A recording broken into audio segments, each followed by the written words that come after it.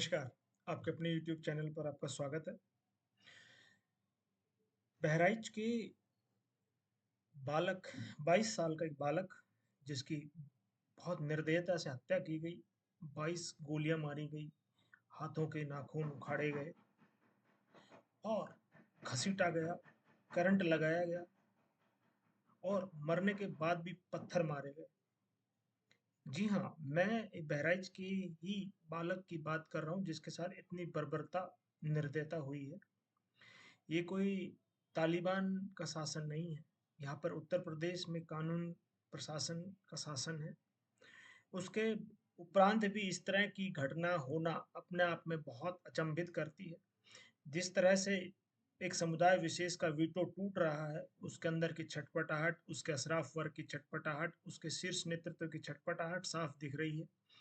जिस तरह से वह हिंदू समाज पर आक्रामक हो रहा है, एक साथ 5-5 राज्यों में शोभा यात्राओं पर हमले हो रहे हैं, आक्रमण हो रहे हैं और हिंदुओं के निरीह हिंदुओं की हत्याएं की जा रही हैं। जब ये भूल जाते हैं कि ये उत्तर प्रदेश है और इसके मुख्यमंत्री योगी आदित्यनाथ हैं, तो एक नियम है फिजिक्स में, every action has a opposite and same reaction. तो ये होना ही था, आज वही हुआ। मुख्य आरोपी सरफराज का एनकाउंटर हुआ परंतु उसके पैर में गोली लगी है। गोली सरफराज को लगी है लेकिन दर्द कहाँ कहाँ हो रहा है ये समझिए। दर्द समाजवादी पार्टी के मुखिया अखिलेश यादव को हो रहा है, कह रहे हाफ एनकाउंटर है। दर्द कांग्रेस के प्रदेश अध्यक्ष अजय राय को हो रहा है। आप समझिए कि हिंदू की हत्या होने पर इनको कोई दर्द नहीं था।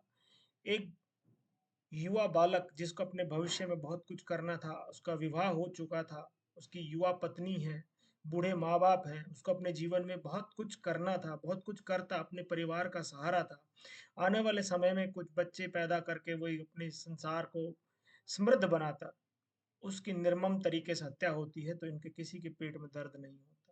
लेकिन जब उसी अपराधी, उसकी हत्या करने वाले अपराधी को गोली लगती है, पुलिस पर आक्रमण कर कर भागने का प्रयास में पुलिस जब जवाबी कार्रवाई करती है, प्रत्युत्तर में गोली चलाती है अपनी आत्मरक्षा में, तो इनको दर्द होता है। तो मैं सभी हिंदुओं से आग्रह करना चाहता हूँ कि कृपया समझिए कि ये लोग आपके हितैषी नहीं हैं। जो लोग इनको हितैषी समझकर पिछले इतने सालों से वोट देते आ रहे हैं, इनको समृद्ध बनाते आ रहे हैं, ये लोग आज उस चीज़ को बता रहे हैं कि हम जो है देशद्रोही, देश विरोधी ताकतों के साथ खड़े हुए। इनके कितने सबूत हैं कि इनकी पार्टी में अतीक, मुख्तार अंसारी जैसे लोग जो एलएमजी खरीद कर हिंदुओं को डराते हैं, उस समय के भाजपा के सांसद योगी आदित्यनाथ पर आक्रमण करते हैं, कितने सारे लोगों की संपत्ति को लूट लेते हैं, हजारों करोड़ की संपत्ति पर कब्जा कर लेते हैं, बड़े बड़े अपने लिए महल विला खड़े कर लेते हैं।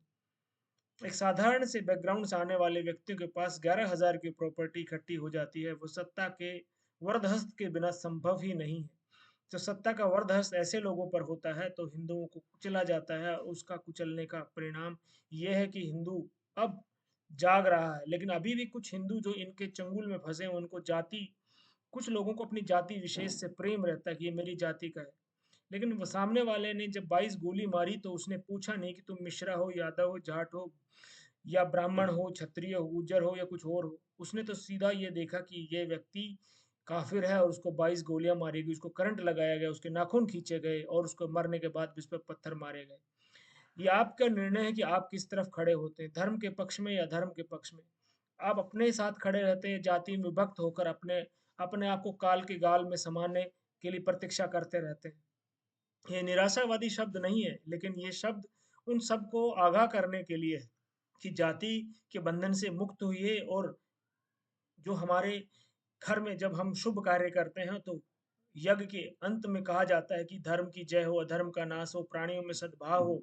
उस तरफ खड़े हुए कि हम प्राणियों में भी सद्भाव की भावना देखते हैं, धर्म का जय करते हैं, धर्म का नाश करते हैं। तो इसलिए धर्म के पक्ष में खड़े होइए, अपने आप को एक दूसरे से कंधा मिलाकर मजबूत कीजिए और जातिवादी के बंधन से बाहर निकलिए, क्योंकि सामने वाला जब आप पर आक्रमण करता है, जो कि सतत 1400 साल से हम पर आक्रमण हो रहे हैं, वो जाति नहीं पूछते हैं, वो सिर्फ ये देखते हैं काफिर है या हमारे पक्ष का है। तो जागिए और इनके जो पेट में दर्द हो रहा है, इनको जो दर्द हो रहा है उसको और बढ़ाइए, इनको निष्क्रिय कीजिए, इनकी ताकत छीनिए, और उसकी ताकत छीनने का एकमात्र तरीका है कि इनको वोट के माध्यम से आप मजबूर कर दीजिए कि ये ताकत विहीन हो जाएँ। अगर आप इनको वोट देते रहेंगे, मजबूत करते रहेंगे, तो ये हमारे शत्रुओं के साथ खड़े होकर कंधे से कंधा मिलाकर हमारी दुर्गति के लिए प्रार्थना करते रहेंगे। अगर आपको वीडियो अच्छा लगा तो वीडियो को लाइक, शेयर, सब्सक्राइब ज़रूर कीजिए ताकि सब लोगों तक हमारी आवाज़ पहुँचे और वीडियो से जो अंत तक जुड़ने के लिए बहुत-बहुत आभार। जय हिंद राष्ट्र, जय श्री राम, हर हर महादेव।